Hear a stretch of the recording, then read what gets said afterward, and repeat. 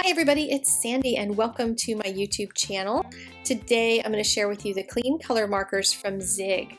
I've loved their Kiritake watercolors so much that I had a feeling I was going to like these pens, and I am maybe regretting getting started because now that I have these 12 colors that they sent me, I might have to go buy all the other colors they have because they're so bright and so beautiful. But the pens themselves are clean color real brush markers. That means they have actual synthetic hair bristles on the end of them.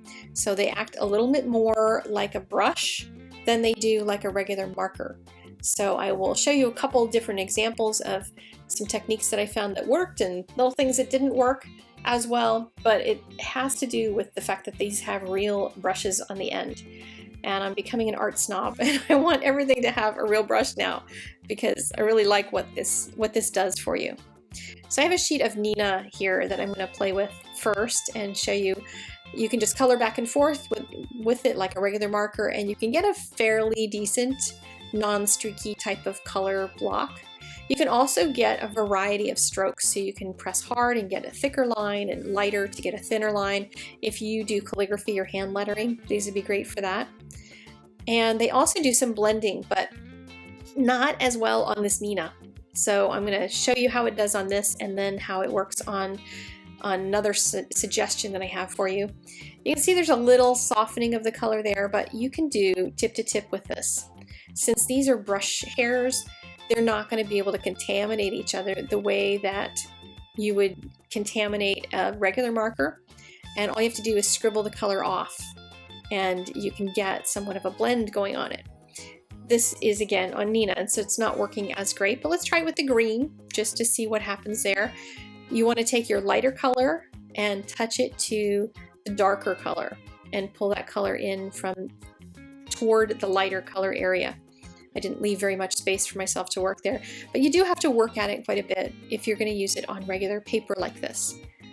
But remember, these are watercolor markers, so let's try it on some watercolor paper.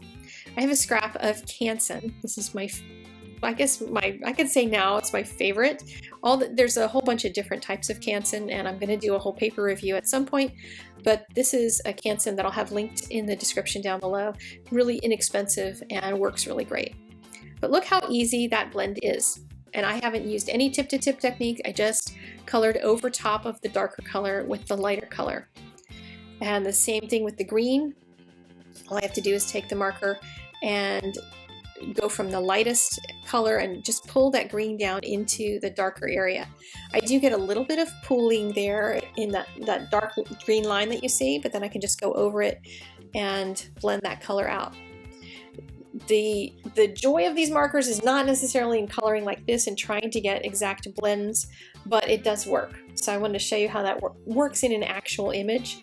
Because to me, just doing it in a block on a piece of paper, I've been misled by people who showed me just a streak of colors blending, and then when I tried it on an image, it didn't work so well. But this actually works better on this flower than it did in that little example. Because look how great the yellow and the red blend together. And you can just go over it, pull in more of that reddish color down into the yellow. And it does act like watercolor, so you kind of need to work at it a little bit to get whatever ending of your line that you want to get. Let's try it again with some different colors, and this technique works better with some colors than others. And I'll show you this one, the purple and the pink together. These are both about the same shade, and so if I were to try to pull color from one into the other, I'm trying to figure out, I guess the purple is probably lighter, so I'll grab the purple and drag some of that pink in there and just try to blend them across that line. And they do blend, but I had to work at it a little bit to get that purple second coat of it along that top edge and try to smooth it out. So it worked, but not as beautifully as something else that I'm going to be showing you next. So let's try the dark blue along with the cobalt blue. And these two work really great. I could just pull that color down into the whole flower petal and not have to do anything else and it would work great. But what I decided to do was get out an actual paintbrush and some water and try seeing what happens there, because these are watercolor markers, so they're going to do great watercoloring.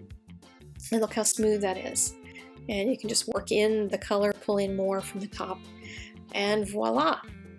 So I'm going to show you a little variation on that simple type of flower petal with this Hibiscus stamp set. This is from Technique Tuesday, and it's a really beautiful flower. I thought it would be inspiring as summer is coming, I hope, soon. I'm really ready for some warm summery weather, so let's do some beautiful tropical flowers. And I'm using a piece of Canson cardstock and stamping it with the Ranger Archival ink. And I want to make a mask. This is my favorite masking tape kind of thing, I guess. I like to make these and then put them in my stamp pocket, and I can use them over and over again until they lose their sticky. Works a little better than a sticky note because a sticky note only has sticky on one side, whereas this Post-it tape is sticky on the whole thing, so it just holds down better. And then if that one little spot on your sticky note lets go, this has sticky across the whole thing, so it's not all going to let go at the same time. And they do last not super long, but long enough to make it worth all that time that you've spent trying to get your masking done. So I'm just going to mask a whole bunch of flowers and do them all the way around the edges. Whatever the first places that I put the mask, I'm just going to stamp those first and then move the mask into different locations to stamp all of the rest. And I want to leave a little area in the top for my sentiment. Sunny smiles, my friend. And then I'll paint a sky in there as well behind that sentiment. So it's also stamped in the same Ranger ink so that it won't bleed all over the place. So I'm going to start by doing a slow petal or two first so that you can get it in real time, and then I'll speed up the rest because it'll all be the same technique. But I'm going around the edge of it with this pink color, and I'm going to do some dark blue on the centers. All the markers are going to be linked down in the doobly-doo. You can buy them individually, so you can just pick the colors that you absolutely love. But on this card, I'm going to show you a lot of different colors so that you can see all of the ones that I've got and how bright they are and which ones might appeal to you for projects that you might want to work on. So what I'm doing is wetting that edge first and then pulling color down in the veins, like those little veins on flowers, pulling them down into the interior and stopping about halfway or so. And if you do it while it's still wet, then you can pull color from the center out as well. And if you meet up those spots where both of the veins from the inside and the outside meet, they'll start to blend right along where you join them. So it really depends on how much water you put in, how well that travels. I ended up putting too much water on this first petal, so I'm going to get better at it as I proceed through this card, but this was my first attempt at it. Yes, I do things as first attempts, and I film them just in case they work, because you never know, right? At least that's what Christina always tells me. She says, just film it anyway, you never know. So I dabbed off a little too much, and I will go back and add a little bit more. I can pull in more color, but I wanted to start on the other petals too and just start dragging those veins down. I'm just kind of scribbling. I'm not making real even lines or real straight lines because that's what you wouldn't get that in nature anyway. You would get kind of squiggly sorts of lines. So now I'm going to pull the color up from the center, from that blue, and this will work a little bit better because I've got my technique down a little better, and you can almost see some of that blue start to travel into that pink area and start to create a little bit of a blend between them. I'm going to speed this up now, put on some music so you can enjoy watching the rest of the coloring, and I will be back in a few minutes with some more tips from some things that I learned throughout this process and then how I colored the sky. All right, enjoy.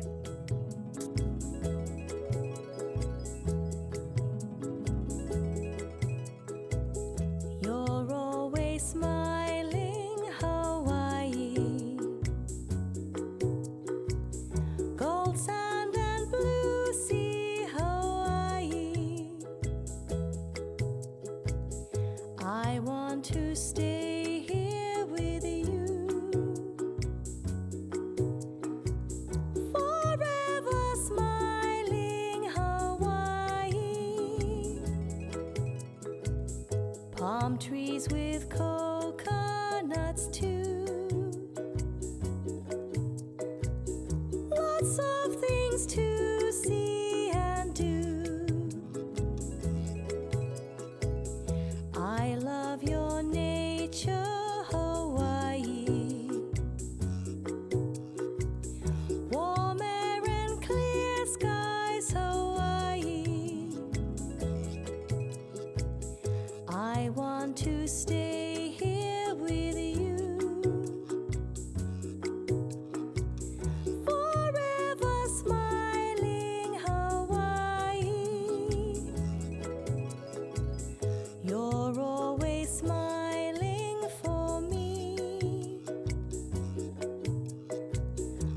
from hilltops down to the sea.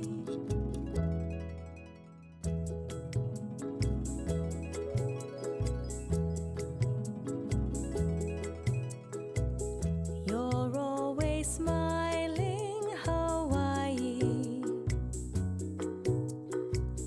Gold sand and blue sea, Hawaii. I want to stay here with you, forever smiling, Hawaii. Palm trees with coconuts too. Lots of things to see and do. I love your nature, Hawaii. Warm air and clear skies, Hawaii. I want to stay here with you, forever smiling, Hawaii. You're always smiling for me.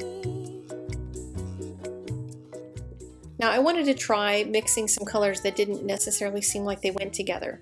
And I started with the orange and blue, but what I happen to know about colors, when you take colors like this and mix them together, they're going to potentially make some baby poo brown. So if you're going to mix any colors, always test them out on a scratch paper first. I just happen to know this about orange and blue. So I'm bringing my orange down into the center like I would for the other flowers, but I'm not going to bring it all the way to the blue yet. And I'm going to let this dry prior to pulling that blue in, and you'll see in a few minutes how this plays out and why I'm doing this and what it looks like at the end. So next, while that dries, I'll finish this top flower and do it with this really dark blue. I really like this one. I can see myself using it in a lot more things. The blue and yellow are going to mix to make a green. And I wasn't as concerned about a green getting mixed as I was baby poo brown. So I just allowed those two to mix on their own and, you know, while they were wet. So that didn't bother me nearly so much as what that baby poo brown was going to end up looking like.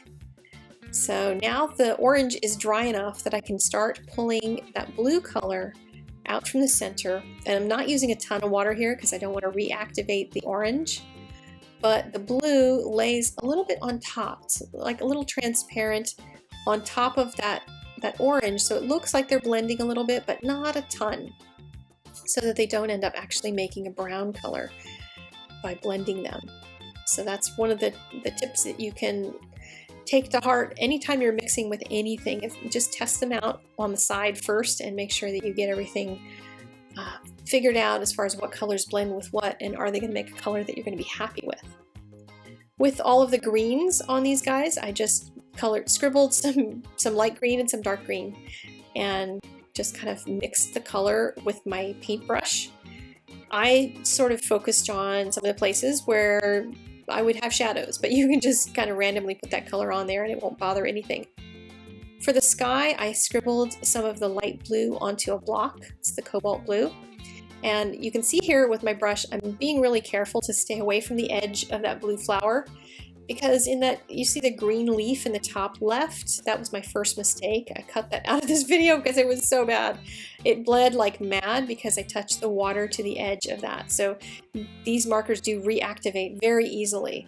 So I want to make sure that I don't get a whole ton of water right around the edge of that and cause myself all kinds of trouble. So be careful when you're coloring with these. But here is my finished card. I just added some really simple embellishments around the edges of those. There's so many great sequin colors out there, and I adhered these with a tiny, tiny drop of some Ranger Multi Matte Medium adhesive. Here's a couple more videos if you want to see anything else. Links are in the description as well as on my blog post, and more links to more things are on the blog post, so that's always worth a little click through. And I will see you guys next time. Take care. Bye-bye.